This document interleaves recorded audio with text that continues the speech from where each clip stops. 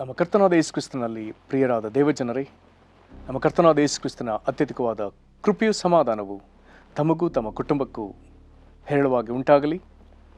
ಹೃದಯಂಗಮ ಮಾತು ಎಂಬ ಈ ವಾಕ್ಯ ಧ್ಯಾನದ ಸರಣಿಯಲ್ಲಿ ಈ ತಿಂಗಳು ನಾವು ಧ್ಯಾನಿಸ್ತಿರುವಂಥದ್ದು ಯೇಸು ಕ್ರಿಸ್ತನ ಶಿಲ್ಬೆ ಶ್ರಮೆಯಿಂದಾದ ಲಾಭ. ಈ ದಿನಕ್ಕೆ ನಾವು ಧ್ಯಾನಿಸುವಂಥ ದೇವರ ವಾಕ್ಯದ ಭಾಗ ರೋಮಾಪುರದವರಿಗೆ ಬರೆದ ಪತ್ರಿಕೆ 8ನೇ ಅಧ್ಯಾಯ 1ರಿಂದ 3 ವಚನಗಳು. ರೋಮಾಪುರದವರಿಗೆ ಬರೆದ ಪತ್ರಿಕೆ 8ನೇ ಅಧ್ಯಾಯ 1ರಿಂದ 3 ವಚನಗಳು. ಆದುದರಿಂದ ಕ್ರಿಸ್ತ ಯೇಸುವಿನಲ್ಲಿರುವವರಿಗೆ ಅಪರಾಧ ನಿರ್ಣಯವು ಈಗ ಇಲ್ಲವೇ ಇಲ್ಲ. ಯಾಕಂದರೆ ಜೀವವನ್ನುಂಟು ಮಾಡುವ ಪವಿತ್ರಾತ್ಮನಿಂದಾದ ನಿಯಮವು ನಿನ್ನನ್ನು ಪಾಪ ಮರಣಗಳಿಗೆ ಕಾರಣವಾದ ನಿಯಮದಿಂದ ಕ್ರಿಸ್ತ ಯೇಸುವಿನ ಮೂಲಕ ಬಿಡಿಸಿತು.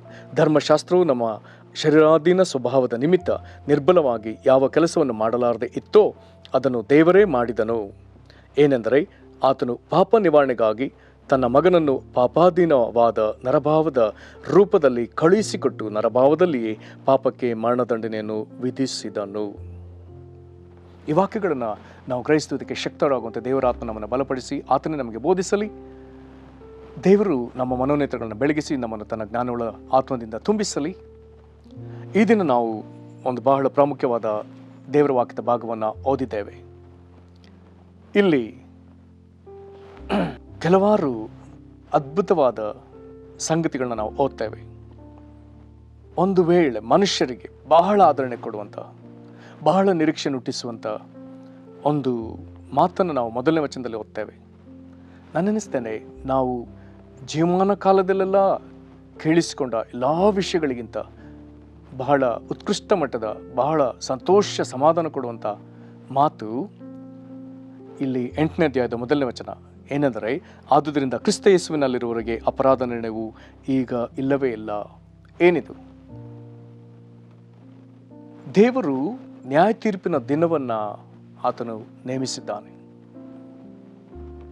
ಪ್ರಕಟಣೆ ಪುಸ್ತಕ 20ನೇ ಅಧ್ಯಾಯದ 11ನೇ ವಚನದಿಂದ ಮುಂದೆ, ಅಧ್ಯಾಯ ಪೂರ್ತಿ 11ನೇ ವಚನದಿಂದ ಮುಂದೆ ಪೂರ್ತಿ ಓದುವಂಥ ಭಾಗವು ದೇವರು ಪ್ರಪಂಚಕ್ಕೆಲ್ಲ ನ್ಯಾಯ ತೀರಿಸುವಂಥ, ಅಥವಾ ಇನ್ನೊಂದು ಮಾತಿನಲ್ಲಿ ಹೀಗೆ ಅನೇಕರು ಹೇಳ್ತಾರೆ, ಕೊನೆಯ ನ್ಯಾಯ ತೀರ್ಪು. ಹಾಗಾದರೆ ಆ ಕೊನೆಯ ನ್ಯಾಯ ತೀರ್ಪು ಎಂಬುದು ಇದೆಯಲ್ಲ. ಕೊನೆಯ ನ್ಯಾಯ ತೀರ್ಪು ಇದೆ ಎನ್ನುವುದಾದರೆ ಅದಕ್ಕೆ ಮೊದಲು ಅನೇಕ ವಿಧದ ನ್ಯಾಯ ತೀರ್ಪುಗಳು ವಿಧ ವಿಧವಾಗಿ ಪ್ರಕಟವಾಗ್ತಿದೆ ಎಂಬುದಾಗಿ ಅದರ ಅರ್ಥವೂ ಆಗ್ತದೆ. ಇರಲಿ, ಆದರೂ ದೇವರು ಲೋಕಕ್ಕೆಲ್ಲ ನ್ಯಾಯ ತೀರಿಸುವಂಥ ಆ ದಿನ ಸರ್ವ ಮನುಕುಲವು, ಮೊದಲನೇ ಮನುಷ್ಯ ಮೊದಲುಗೊಂಡು ನಾಳೆ ಹುಟ್ಟುವ ಕೊನೆಯ ಮಗುವಿನವರೆಗೆ ಎಲ್ಲರೂ ಆತನ ಮುಂದೆ ನಿಲ್ಲಬೇಕಲ್ಲ. ಆ ದಿನ ಎಲ್ಲರೂ ಭಯಪಟ್ಟು ಆತನ ಮುಂದೆ ನಿಲ್ಲಬೇಕಾಗ್ತದೆ. ಕಾರಣ, ದೇವರ ಕೋಪವು ಯೇಸು ಕ್ರಿಸ್ತನ ಮೂಲಕ ಪ್ರಬಲವಾಗಿ ಪ್ರಕಟವಾಗುವ ದಿನವದು. ಒಬ್ಬೊಬ್ಬನ ನಡತೆಯ ಪ್ರಕಾರ, ಒಬ್ಬೊಬ್ಬನ ಕೃತ್ಯಗಳ ಪ್ರಕಾರ ಯೇಸು ನ್ಯಾಯ ತೀರಿಸುವಂಥ ದಿನ ಮತ್ತು ಅವರಿಗೆ ಶಿಕ್ಷೆ ವಿಧಿಸುವ ದಿನ. ಅನೀತಿವಂತರು ಎಂಬುದಾಗಿ ಸಾಬೀತಾದರೆ, ಅಪರಾಧಿಗಳೆಂಬುದಾಗಿ ಸಾಬೀತಾದರೆ ನಿಶ್ಚಯವಾಗಿ ಅಂಥವರು ಗೆಹನ ಎನ್ನುವಂಥ ಎಂದಿಗೂ ಅರ್ಥ ಬೆಂಕಿಯ ಕೆರೆಗೆ ದಬ್ಬಲ್ಪಡುವ ಸಂದರ್ಭ. ಆದರೆ ಅದೇ ವೇಳೆಯಲ್ಲಿ ಆತನು ತನ್ನ ಬಲಗಡೆಯಲ್ಲಿ ರಕ್ಷಣೆ ಹೊಂದುವ ಜನರ ಗುಂಪನ್ನು ನಿಲ್ಲಿಸಿಕೊಳ್ತಾನೆ. ಹಾಗೆ ಆತನ ಬಲಗಡೆ ನಿಲ್ಲುವ ಗುಂಪನ್ನು, ರಕ್ಷಣೆ ಹೊಂದಿದವರ ಗುಂಪನ್ನು ಇಲ್ಲಿ ಹೀಗೆ ಕರೆಯಲಾಗಿದೆ, ಆದುದರಿಂದ ಕ್ರಿಸ್ತ ಯೇಸುವಿನಲ್ಲಿರುವವರಿಗೆ ಅಪರಾಧ ನಿರ್ಣಯವು ಈಗ ಇಲ್ಲವೇ ಇಲ್ಲ. ಈಗ ಕ್ರಿಸ್ತ ಯೇಸುವಿನಲ್ಲಿರುವುದಾದರೆ, ಈಗ ಯೇಸು ಕ್ರಿಸ್ತನನ್ನು ನಂಬುವುದಾದರೆ ಅಂಥವರನ್ನ ಮುಂಬರುವ ಆ ಮಹಾನ್ಯಾಯ ತೀರ್ಪಿನಿಂದ ದೇವರು ಈಗಲೇ ತಪ್ಪಿಸಿಬಿಡ್ತಾನೆ. ಈ ಕಾಲ ಎಂಬಂತೆ, ಈ ಕ್ಷಣ ಎಂಬಂತೆ ನಾವು ಯೇಸು ಕ್ರಿಸ್ತನಲ್ಲಿ ಇರುವ ಆ ಕ್ಷಣದಿಂದ ಎಂದೆಂದಿಗೂ ಆತನು ನಮ್ಮನ್ನು ನ್ಯಾಯ ತೀರ್ಪಿನಿಂದಲೂ ತನ್ನ ಕೋಪದಿಂದಲೂ ನರಕದ ಶಿಕ್ಷೆಯಿಂದಲೂ ಆತನು ತಪ್ಪಿಸಿ ಬಿಡ್ತಾನೆ. ಹಾಗಾಗಿ ಇದು ಬಹಳ ಆದರಣೆ ಕೊಡುವಂಥ ವಚನ. ಎರಡನೇದಾಗಿ ಹೇಳ್ತದೆ, 2ನೇ ವಚನದಲ್ಲಿ 2 ನಿಯಮಗಳನ್ನು ತೋರಿಸಿಕೊಡ್ತದೆ. 2ನೇ ವಚನ, ಒಂದು ಜೀವವನ್ನುಂಟು ಮಾಡುವ ಪವಿತ್ರಾತ್ಮನಿಂದ ಆದ ನಿಯಮ, ಇನ್ನೊಂದು ಪಾಪ ಮರಣಗಳಿಗೆ ಕಾರಣವಾದ ನಿಯಮ. ಮನುಷ್ಯರು, ಭೂಮಿ ಮೇಲೆ ಮನುಷ್ಯರು ಎರಡರಲ್ಲಿ ಒಂದು ನಿಯಮದಲ್ಲಿ ಮಾತ್ರ ಇರಲಿಕ್ಕೆ ಸಾಧ್ಯ. ಅವರು ದೇವರನ್ನು ಅರಿದವರು, ಯೇಸು ಕ್ರಿಸ್ತನಿಂದ ದೊರಕುವಂಥ ಪಾಪ ಕ್ಷಮಾಪಣೆಯನ್ನು ಹೊಂದದವರಾಗಿದ್ದರೆ ಅವರಿರುವಂಥ ನಿಯಮ ಪಾಪ ಮರಣಗಳಿಗೆ ಕಾರಣವಾದ ನಿಯಮ. ಅವರು ಕ್ರಿಸ್ತ ಯೇಸುವಿನಲ್ಲಿರುವವರಾದರೆ ಜೀವವನ್ನುಂಟು ಮಾಡುವ ಪವಿತ್ರಾತ್ಮನಿಂದಾದ ನಿಯಮ. ಹಾಗಾದರೆ 2ನೇ ವಚನ ಹೇಳ್ತದೆ, ಯಾಕೆಂದರೆ ಜೀವವನ್ನುಂಟು ಮಾಡುವ ಪವಿತ್ರಾತ್ಮನಿಂದಾದ ನಿಯಮವು ನಿನ್ನನ್ನು ಪಾಪ ಮರಣಗಳಿಗೆ ಕಾರಣವಾದ ನಿಯಮದಿಂದ ಕ್ರಿಸ್ತ ಯೇಸುವಿನ ಮೂಲಕ ಬಿಡಿಸಿತು. ಹಾಗಾದರೆ ದೇವರು ನಮ್ಮನ್ನು ಜೀವವನ್ನುಂಟು ಮಾಡುವ ಪವಿತ್ರಾತ್ಮನಿಂದಾದ ನಿಯಮದೊಳಗೆ ಸೇರಿಸುವುದಕ್ಕೆ ಆತನು ಮಾರ್ಗ ಏರ್ಪಡಿಸಿದ್ದಾನೆ.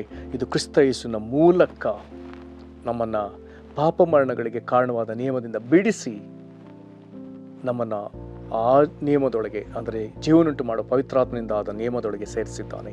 ಅದು ಕ್ರಿಸ್ತ ಯೇಸುವಿನಿಂದ ಆದದ್ದು. ಹಾಗಾದರೆ ಇದನ್ನು ದೇವರು ಹೇಗೆ ಸಾಧಿಸಿದ?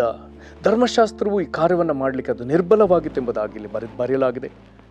ನಮ್ಮಲ್ಲಿರುವಂಥ ಪಾಪದೀನ ಸ್ವಭಾವದ, ಶರೀರಾಧೀನ ಸ್ವಭಾವದ ನಿಮಿತ್ತ ಧರ್ಮಶಾಸ್ತ್ರ ಇದನ್ನು ಸಾಧಿಸಲಿಕ್ಕೆ ಆಗಲಿಲ್ಲ ಎಂಬುದಾಗಿ ಇಲ್ಲಿ ಬರೀತಾನೆ.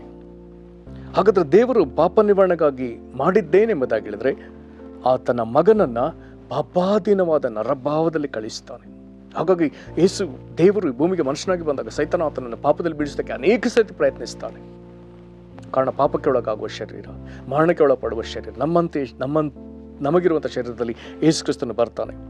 ಆದರೆ ಪಾಪಾಧೀನವಾದ ನರಭಾವದ ರೂಪದಲ್ಲಿ ಈಗ ಯೇಸು ಬಂದನಲ್ಲ, ತಂದೆಯ ದೇವರು ಕಳಿಸಿಕೊಟ್ಟನಲ್ಲ. ಈಗ ಯೇಸು ಮಾಡಿದ್ದೇನು? ಯೇಸು ಕ್ರಿಸ್ತನು ಧರಿಸಿಕೊಂಡು ಬಂದ ನರಭಾವದಲ್ಲಿಯೇ ಈಗ ಪಾಪಕ್ಕೆ ಮರಣದಂಡನೆ ಉಂಟಾಗುವಂಥ ಕಾರ್ಯವನ್ನು ಯೇಸು ಮಾಡ್ತಾನೆ. ಈತನು ಈಗ ಆ ಶರೀರದ ಮೇಲೆ ಪಾಪವನ್ನು ತೆಗೆದುಕೊಂಡು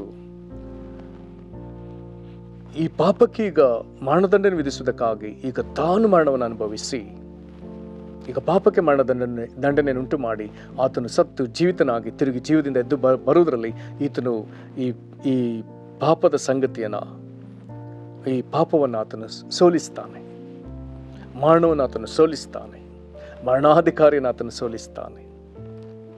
ಪ್ರಿಯರೇ, ಇಲ್ಲಿ ದೇವರಿಗೆ ಬೇಕಾದದ್ದೇನು? ನಾವು ದೇವರ ನ್ಯಾಯ ತೀರ್ಪಿನಲ್ಲಿ ಸಿಕ್ಕಿಕೊಳ್ಳಬಾರದು. ನಾವು ರಕ್ಷಣೆ ಹೊಂದಿದವರ ಗುಂಪಿನಲ್ಲಿರಬೇಕು. ಮತ್ತು ದೇವರಿಗೆ ಬೇಕಾದದ್ದೇನು? ನಾವು ಪಾಪ ಮರಣಗಳಿಗೆ ಕಾರಣವಾದ ನಿಯಮದಲ್ಲಿ ನಾವು ಇರದೆ ಯೇಸು ಕ್ರಿಸ್ತನ ಮೂಲಕ ನಮಗೆ ದೊರಕುವಂಥ ಬಿಡುಗಡೆಯಿಂದ ನಾವು ಜೀವವನ್ನುಂಟು ಮಾಡುವ ಪವಿತ್ರಾತ್ಮನ ನಿಯಮದೊಳಗೆ ನಾವು ಬರಬೇಕು. ಬಹಳ ಶ್ರೇಷ್ಠವಾದ ಒಂದು ವಾಕ್ಯದ ಭಾಗ.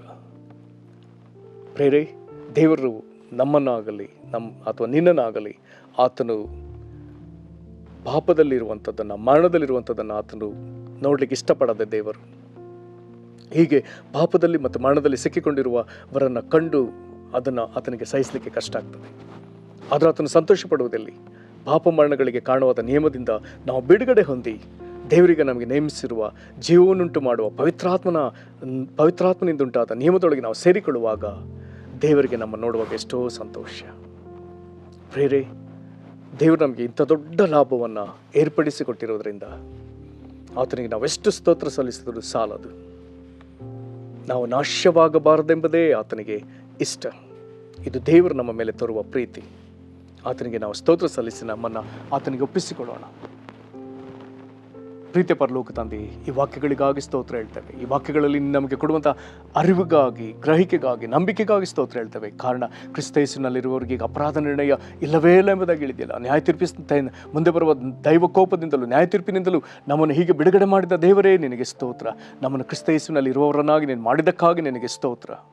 ಕರ್ತನೇ, ನೀನು ನಮ್ಮನ್ನು ನೋಡುವಾಗ ನಾವು ಪಾಪ ಮರಣಗಳಿಗೆ ಕಾರಣವಾದ ನಿಯಮದಲ್ಲಿ ನಾವು ಇರದೆ ಕ್ರಿಸ್ತ ಯೇಸುವಿನಿಂದ ನಮಗೆ ದೊರಕಿದ ಬಿಡುಗಡೆನ ನಾವು ಕಂಡುಕೊಂಡು ನಾವು ಜೀವವನ್ನುಂಟು ಮಾಡುವ ಪವಿತ್ರಾತ್ಮನಿಂದ ಆದ ನಿಯಮದೊಳಗೆ ನಾವು ಇರುವುದಕ್ಕೆ ನೀನು ನಮಗೆ ಒಂದು ಮಾರ್ಗವನ್ನು, ವ್ಯವಸ್ಥೆಯನ್ನು ಏರ್ಪಡಿಸಿಕೊಟ್ಟದಕ್ಕಾಗಿ ಸ್ತೋತ್ರ ಹೇಳ್ತೇವೆ. ನಮ್ಮನ್ನು ಪಾಪದಿಂದ ಬಿಡುಗಡೆ ಮಾಡುವುದಕ್ಕಾಗಿ ದೇವರೇ ನೀನು ನಿನ್ನ ಪ್ರಿಯ ಮಗನನ್ನು ನರಭಾವದಲ್ಲಿ, ಶರೀರದಲ್ಲಿ ಕಳಿಸಿಕೊಟ್ಟದಕ್ಕಾಗಿ ಸ್ತೋತ್ರ.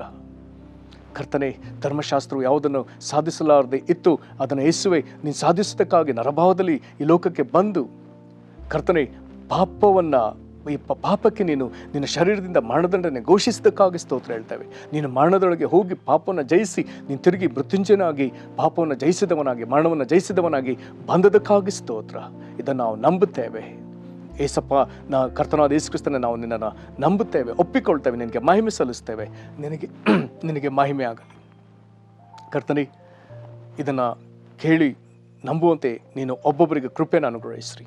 ನೀನು ಪಟ್ಟ ಈ ಶ್ರಮೆಯಿಂದ ಕರ್ತನೆ ನೀನು ನಮಗೆ ಒದಗಿಸಿದ ಲಾಭವನ್ನು ನಾವು ಒಬ್ಬೊಬ್ಬರು ಪಡ್ಕೊಳ್ಳುವುದಕ್ಕೆ ನಿನ್ನ ಕೃಪೆಯನ್ನು ಅನುಗ್ರಹಿಸ್ರಿ. ನಿನಗೆ ಮಹಿಮೆ ಆಗಲಿ. ನಮ್ಮ ನಿನ್ನ ಕರಗಳಿಗೆ ಒಪ್ಪಿಸಿಕೊಡ್ತಾ ನೀನು ಮಹಿಮೆ ಒಂದೆಂಬುದಾಗಿ ನಮ್ಮ ಕರ್ತನಾದ ಯೇಸು ಕ್ರಿಸ್ತನ ಹೆಸರಲ್ಲಿ ಬೇಡದೇವೆ ನಮ್ಮ ತಂದೆಯೇ, ಆಮೇನ್. ಕರ್ತನು ನಿಮ್ಮನ್ನು ಆಶೀರ್ವದಿಸಲಿ. ವಂದನೆಗಳು.